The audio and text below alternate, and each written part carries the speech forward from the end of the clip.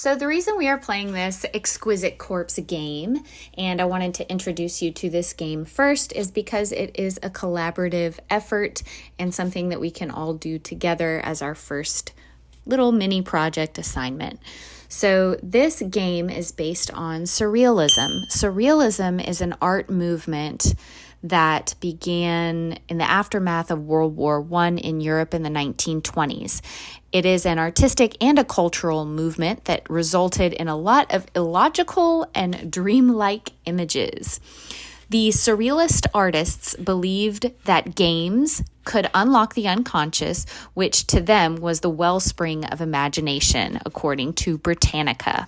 One game that they played was Exquisite Corpse, in which players took turns drawing a part of a human body, an animal, or an object on a sheet of paper and then folded it to conceal what they had drawn, and then they passed it to the next person.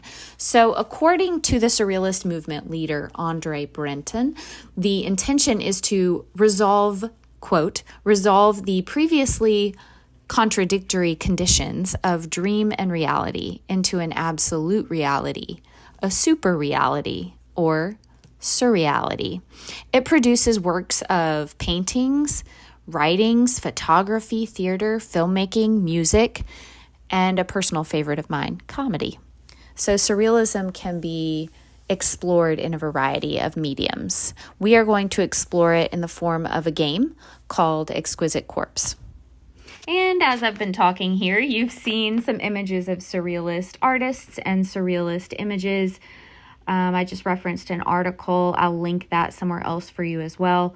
Obviously, you'll see a lot of surrealism, especially with the introduction of AI, but we still have mixed media artists like Shel Barber, Kehinde Wiley, many artists who take images and explore sort of the gap between realistic images and the imagination. So for this example, my husband and I did one of our own. I did the first section, the head portion, and then he did the middle, and then you'll see me drawing the last part of the Exquisite Corpse here. One thing I want you to pay attention to are the two teeny tiny arrows at the top.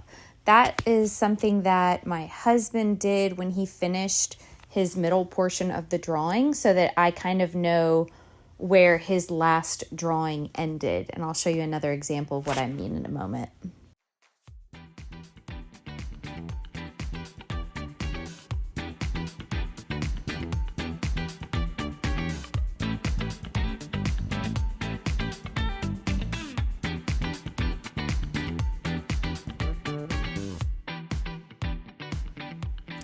Ta-da! This is the final result.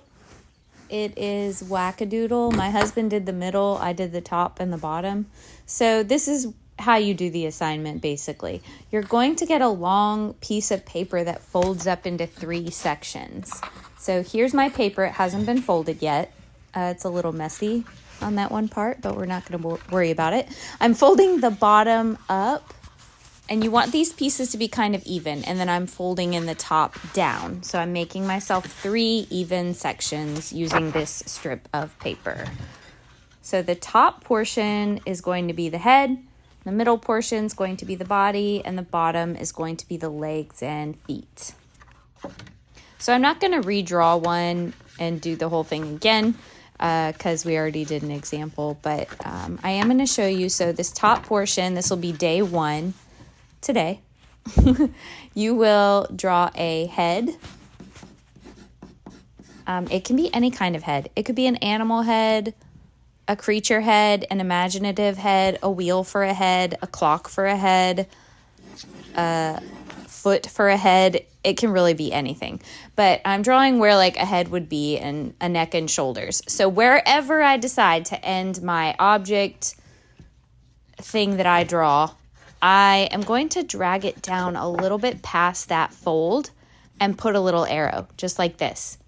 So when we fold these and hide our drawing that we did at the end of class today, we will be able to see those little arrows, and the next person that gets the paper will know where to start or where they could start because they'll know where your drawing ended by those 2 arrows.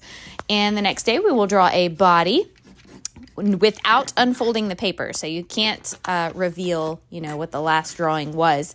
You're going to draw whatever you want for a body. Again, it could be actual arms and torso, or it could be an animal, or it could be a clock, whatever you want it to be. You are going to extend your drawing wherever it ends a little bit past the fold and put the 2 little arrows for the next person. And we are going to have to open it up at this point a little bit and make sure that the drawings are hidden, and then clip it together.